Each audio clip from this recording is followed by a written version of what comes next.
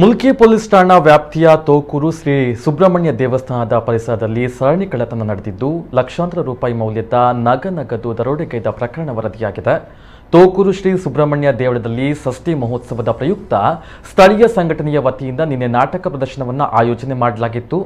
ಈ ವೇಳೆ ಅಲ್ಲೇ ಸಮೀಪದ 3 ಮನೆಗಳಿಗೆ ನುಗ್ಗಿದ್ದ ಕಳ್ಳರು ನಗದನ್ನ ದೋಚಿ ಪರಾರಿಯಾಗಿದ್ದಾರೆ.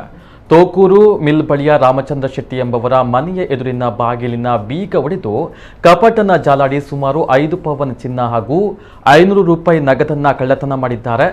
ದೇವಸ್ಥಾನದ ಸಿಬ್ಬಂದಿಯಾಗಿರುವ ಸಂತೋಷ್ ದೇವಾಡಿಗ ಎಂಬವರ ಮನೆಯ ಹಂಚನ್ನ ತೆಗೆದು ಒಳಗೆ ಬಂದು ಕಪಾಟನ್ನ ಜಾಲಾಡಿದ ಬಳಿಕ ದೇವರ ದೀಪದ ಬಳಿ ಇದ್ದಂತಹ ಸುಮಾರು 1,500 ನಗದನ್ನ ಕಳ್ಳತನ ಮಾಡಿದ್ದಾರೆ. ದಯಾನಂದ ಕೋಟಿನ್ ಎಂಬವರ ಮನೆಯ ಹಂಚನ್ನ ತೆಗೆದು ಒಳಗೆ ನುಗ್ಗಿದ ಕಳ್ಳರು ಕಪಾಟನ್ನ ಒಡೆದು ಸುಮಾರು 7,000 ರೂಪಾಯಿ ನಗದನ್ನ ಕಳ್ಳತನ ಮಾಡಿದ್ದಾರೆ. ಮುಲ್ಕಿ ಠಾಣೆಯಲ್ಲಿ ಪ್ರಕರಣ ದಾಖಲಾಗಿದ್ದು ಕಳ್ಳರ ಬಂಧನಕ್ಕಾಗಿ ಪೊಲೀಸರು ಬಲೆಯನ್ನ ಬೀಸಿದ್ದಾರೆ.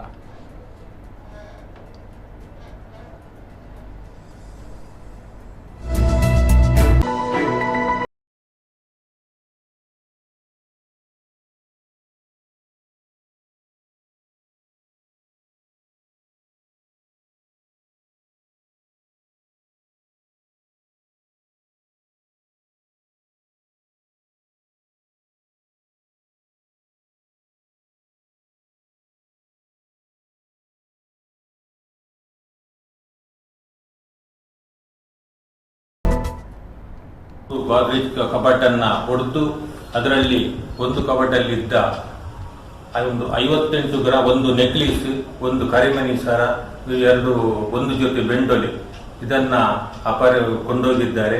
ಅದರಲ್ಲಿ ಬ್ಯಾಗಿನಲ್ಲಿದ್ದ 500 ರೂಪಾಯಿಯನ್ನು ಕೂಡ ಕೊಂಡೋಗಿದ್ದಾರೆ. ನಾನು ವಿನಂತಿ ಮಾಡೋದು ಏನಂದ್ರೆ, ಆದಷ್ಟು ಬೇಗ ಈ ಕಳ್ಳರನ್ನ ಹುಡುಕಿ ನನಗೆ ನ್ಯಾಯ ಒದಗಿಸಿಕೊಡಬೇಕಾಗಿ ನಾನು ಎಲ್ಲರಲ್ಲಿ ವಿನಂತಿ ಮಾಡುತ್ತೇನೆ.